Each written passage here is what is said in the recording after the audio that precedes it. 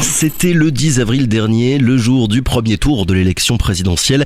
Jean-Luc Mélenchon, le chef de file de la France Insoumise et candidat de l'Union Populaire, finissait sur la 3e marche du podium, derrière Emmanuel Macron et Marine Le Pen. Au niveau national, car ici, en Guyane et dans beaucoup d'autres territoires ultramarins, le plébiscite fut tel qu'il dépassait dès le premier tour la barre des 50%.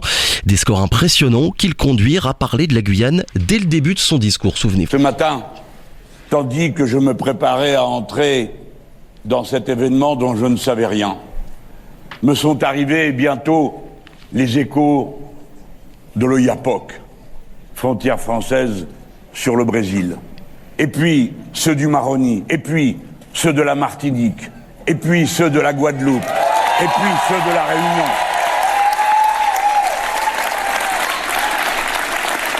Qui dès le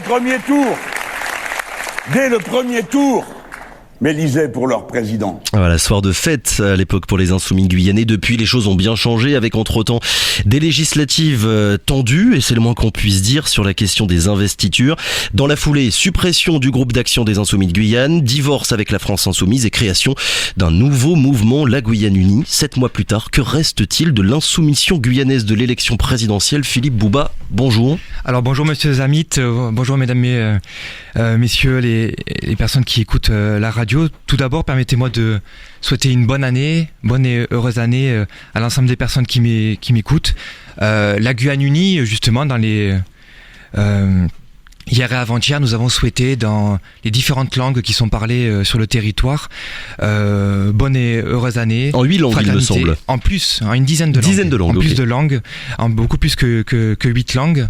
8 langues, tout simplement parce que c'était aussi, je rassure d'ailleurs les personnes qui nous ont lu ou écouté, c'est pas la voix de Google ni traduction, ce sont bien des camarades, des militants, des adhérents, des sympathisants et des proches qui, par leur langue maternelle, ou des langues qu'ils parlent couramment, ont souhaité donc s'exprimer.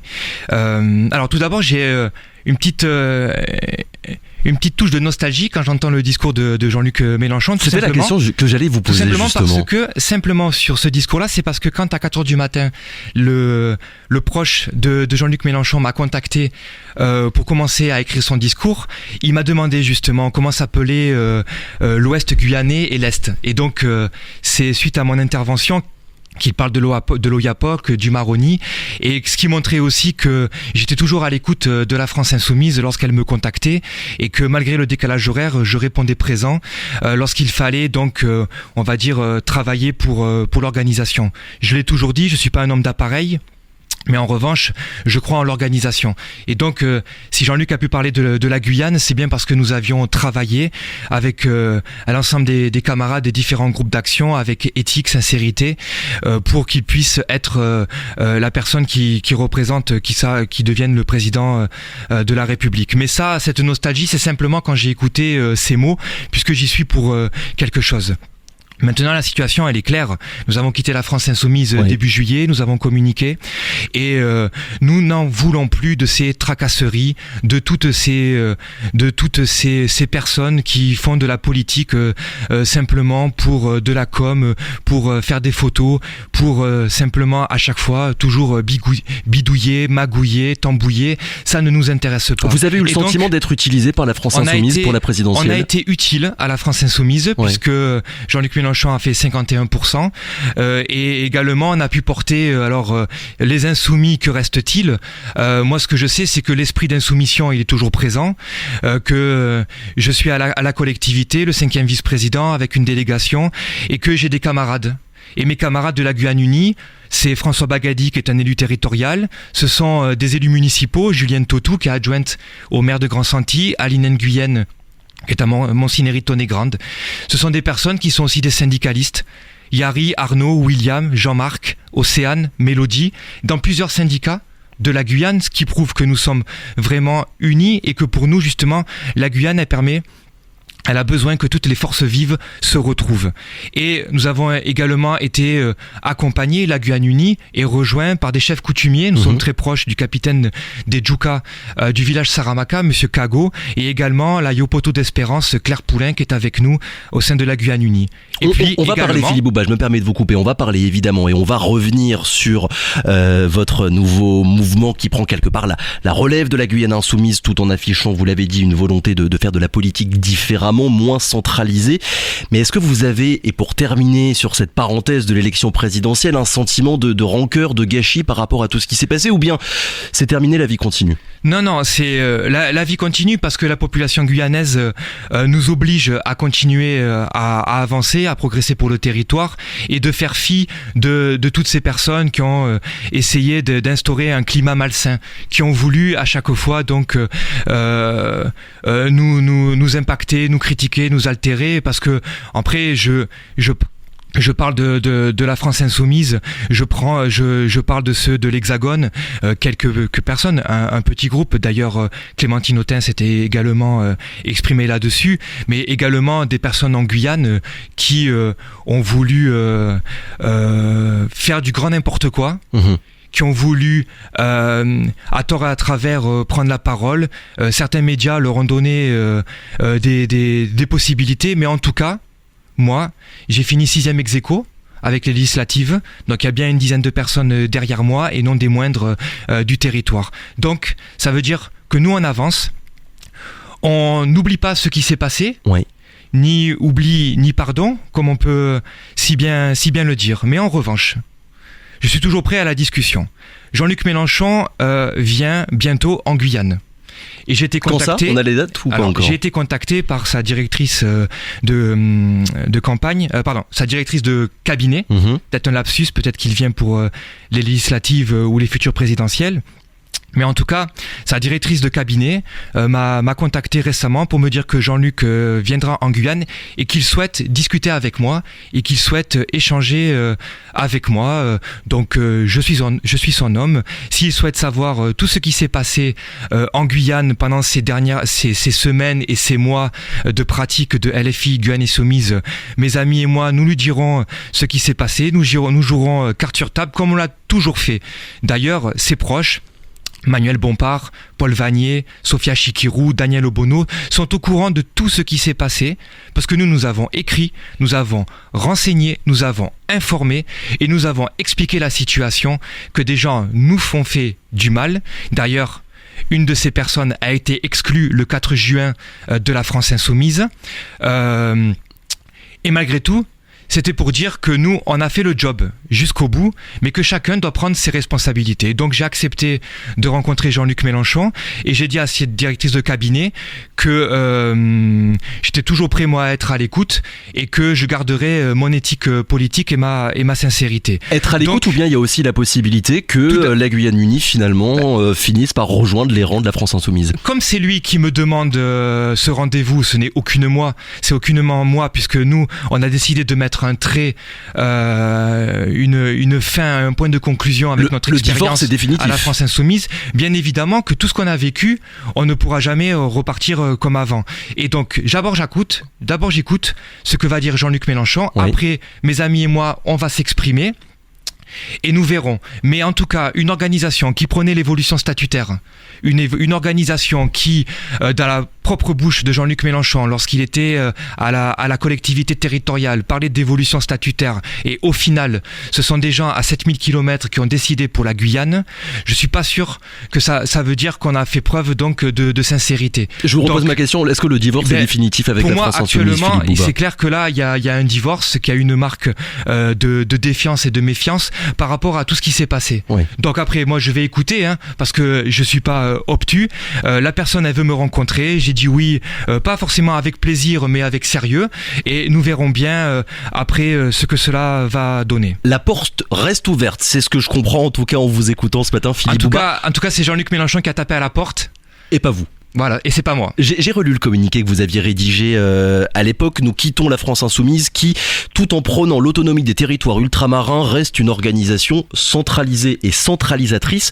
En quoi votre mouvement, sur ce point, Philippe Bouba, dans son ossature, dans son organisation, diffère de ce que vous avez connu avec la France insoumise? Alors, nous, en Guyane, on a toujours travaillé en coordination. Nos groupes d'action étaient coordonnés au sein du grand groupe d'action des Insoumis de Guyane. Donc ceux de Mana, d'Awala, de Saint-Laurent-du-Maroni, de Cayenne, des Savanes, du fleuve, de différentes communes du fleuve, nous travaillions ensemble. Ces groupes d'action étaient coordonnés, étaient fédérés pour avoir une expression commune. Donc nous, on a toujours fonctionné par le fédéralisme et la coordination au sein de la Guyane. C'est l'organisation interne de la France insoumise qui était toujours, d'ailleurs, regardez, maintenant, ça ne m'intéresse plus, mais regardez, il y a toujours des difficultés entre les chefs à Paris. Il y a Alexis Corbière qui s'est exprimé, Clémentine Autain pour parler de manque de transparence, de manque de démocratie. Donc ça veut dire qu'en fait,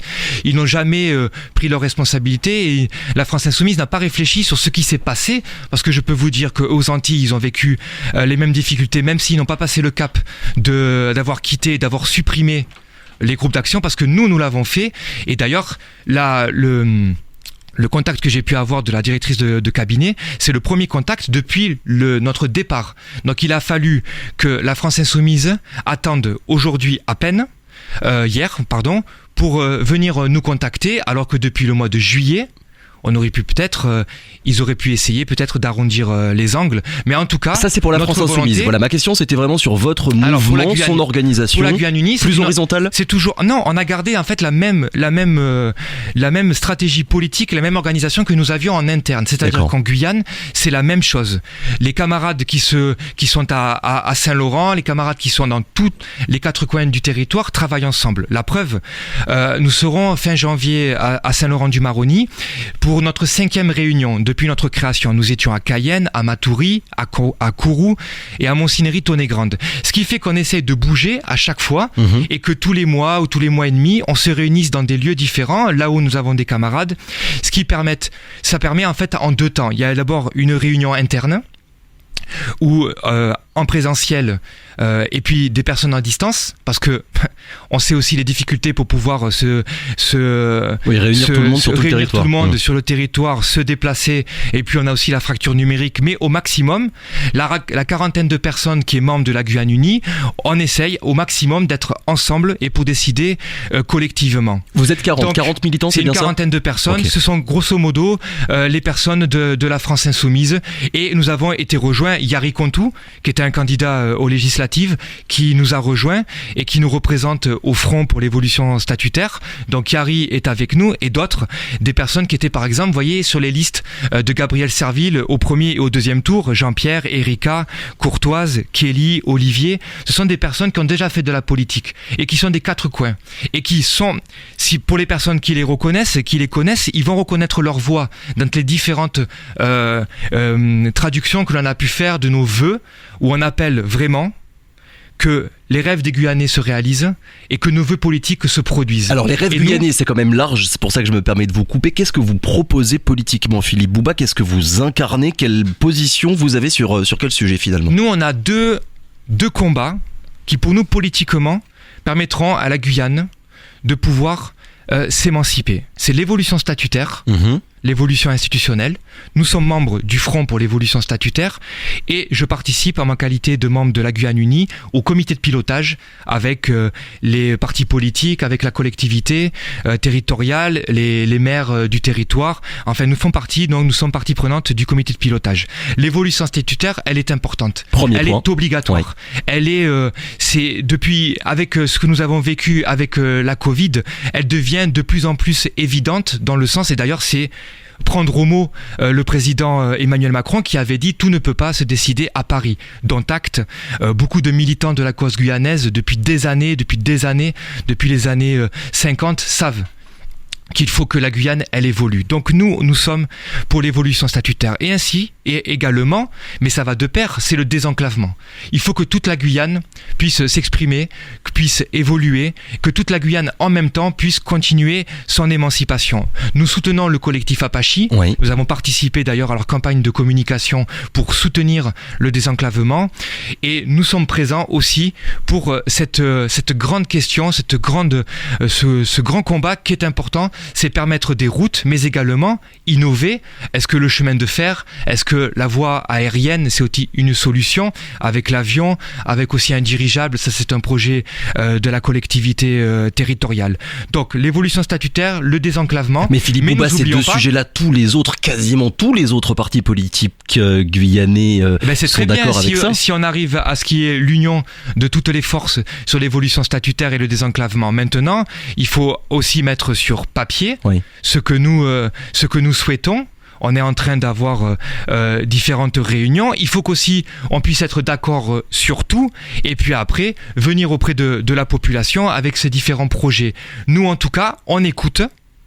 Et puis également, on propose. C'était un peu ça notre stratégie et nous n'avons pas changé là-dessus. Ensuite, la fraternité, la justice sociale, l'égalité, dans le sens que l'égalité pour l'ensemble du territoire, que toutes les personnes qui sont en Guyane puissent être soignées correctement, logées dignement, aller à l'école dans de bonnes conditions. C'est tout cela qu'il faut penser. C'est au service de la population et aucunement se servir. C'est vraiment être au service et ça, je pense que les gens qui nous connaissent, qui nous reconnaissent, savent que notre sincérité est sans faille. Philippe Bouba, vous avez parlé de la population, on a dit le plébiscite qu'il y a eu pour le vote insoumis en avril dernier, 50,59% dès le premier tour. Vu l'abstention, je préfère parler en nombre de voix, c'est bien plus parlant, ça fait un peu plus de 18 000 personnes sur plus de 100 000 électeurs inscrits. L'abstention, on a l'habitude d'en entendre parler qu'en période électorale et après tout le monde retourne un petit peu à ses petites affaires comme si le problème n'existait plus alors que le problème ne change pas. Vous êtes un homme politique, Philippe Bouba. Qu'est-ce que vous proposez là dès maintenant pour faire en sorte que les gens se remettent à croire et faire confiance à leurs représentants politiques? Alors tout d'abord, la politique, c'est tous les jours. Je pense que tout le monde fait de la politique dans son travail, auprès de sa famille, dans sa vie de tous les jours. Tout est politique parce que nos actes, nos actions, nos discussions, les mots que l'on utilise ont toujours une portée politique. C'est bien pour ça que j'ai parlé de représentants et pas de politique. Vous avez raison de le signaler. Justement pour montrer nous quelle politique. Nous on veut être. On a voulu la faire autrement. C'est peut-être pour ça qu'on a été autant attaqué et que beaucoup de personnes ont voulu notre peau politique parce qu'on était différents et que nous le sommes toujours. Par exemple, au lendemain de la victoire, donc puisque la France Insoumise, LFI Guyane Insoumise, était avec le mouvement Pays Guyane, les deux partis politiques centraux dans le cadre du premier tour, autour de Gabriel Serville, à côté de Gabriel Serville, puisque, je tiens à le rappeler, j'étais son co-directeur de campagne au premier et au deuxième tour, et également sa tête de section pour Rémire Montjoly et Matoury. À la suite de la victoire de Guyane Contrée pour avancer sans limite, nous avons continué, nous, les militants de terrain, à être justement dans les marchés pour faire de la politique. Parce que souvent, on dit, et d'ailleurs je peux le constater, regardez des candidats des législatives qui continuent à être sur le terrain. Donc la réponse à l'abstention, c'est de distribuer des tracts sur les marchés ? Non, la réponse à l'abstention, c'est tout simplement d'être toujours présent et de toujours montrer que la politique, elle est importante dans les urnes et sur le terrain, dans les mobilisations et dans les discussions. Et nous, on était justement tout juillet-août il y a 2 ans encore en train de dire nous sommes des insoumis, il y a eu une victoire en Guyane, mais on compte transformer l'essai avec la présidentielle. On nous a dit mais c'est les vacances. Ben justement, on perturbe ça peut-être. On est toujours présent. Pour ceux qui étaient en vacances scolaires, on était toujours présent sur le territoire à parler politique parce que c'est important que l'on parle politique. Les débats sont importants. C'est pour ça qu'il faut que les micros soient ouverts et que les personnes puissent échanger, discuter et que ça se fasse aussi en revanche avec franchise.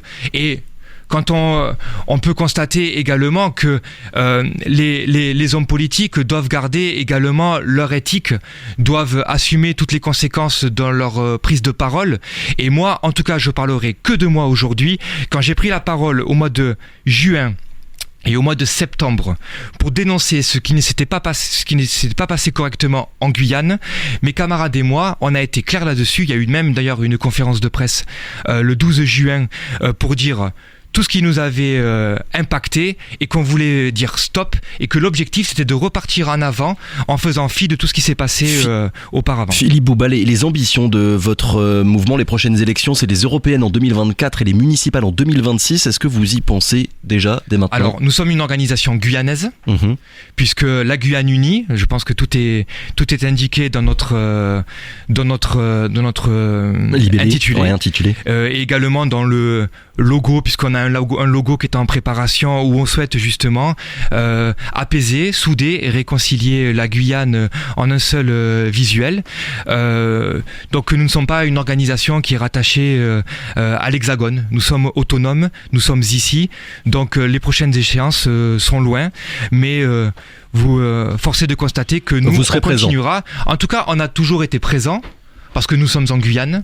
Nous sommes légitimes, et nos élus qui sont actuellement territoriaux, municipaux, nos syndicalistes, nos personnes qui ont déjà été dans des campagnes électorales précédentes, Jean-Pierre, Courtoise, Kelly, toutes les personnes qui ont été dans les élections municipales, par exemple, on sait qu'en 2026 ou 27, je ne sais plus, mais 2026. Ça, vous savez, c'est loin, et il y a encore proche, du temps. Et proche en même temps. Je rappelle l'information que vous nous avez donnée tout à l'heure, Jean-Luc Mélenchon en Guyane, une date à nous donner ça, ou pas encore ? Ça, je peux pas vous dire. Dans les prochains jours, les prochaines semaines ? Dans les prochains jours. Moi, j'attends qu'on revienne vers moi pour qu'on me propose le rendez-vous, et après, j'en disposerai. Merci beaucoup Philippe Bouba d'avoir été avec nous ce matin. Je le rappelle, porte-parole, l'un des porte-paroles du mouvement politique La Guyane Unie. Très bonne journée à vous.